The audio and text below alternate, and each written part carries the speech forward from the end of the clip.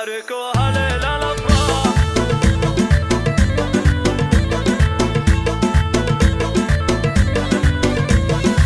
زانت أجواء الشعر وابدع وزانا، والقوافي كل ابوها خيالية، بالجمال اللي تميز على قرانه، المدايح كنها فيه مخفية، بالعروس وزينها القاف والحانه، الفريد المترفة والسنافية، نوف صور حسنها الله سبحانه، آية اللزين في الناس مرئية،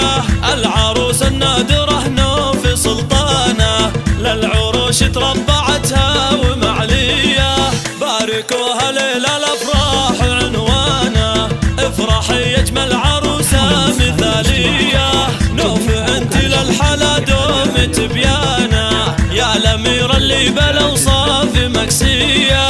أمكم عبد الله للعز برهانه، شيخة الطيب الكريمة الشقردية، فاطمة نفخر بها صيت ومكانه، الكرم والجود فيها مبادية، وابوك عبد العزيز اعتلى شانه، والنعم بالجيد اسمه وطارية، الشجاع اللي تفرد بميدانه، فالمواقف كفو منا له تحية، نوف حظه خالد وفيك أزمانه، زانت بوصلك وأيامه هنية، فاز بك خالد ولك دار بعيانه، خالد اللي له معالي وراثية.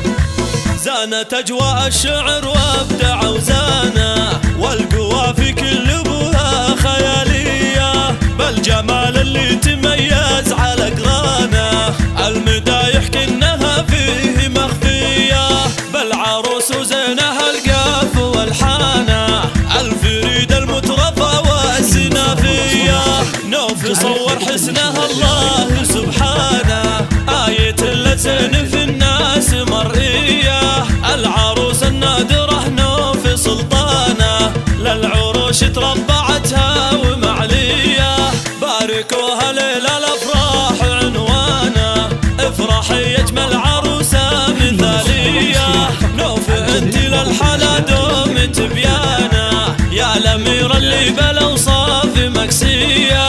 أمكم عبد الله للعز برهانه، شيخة الطيب الكريمة الشقردية، فاطمة نفخر بها صيت ومكانه، الكرم والجود فيها مبادية، وابوك عبد العزيز اعتلى شانه، والنعم بالجيد اسمه وطارية،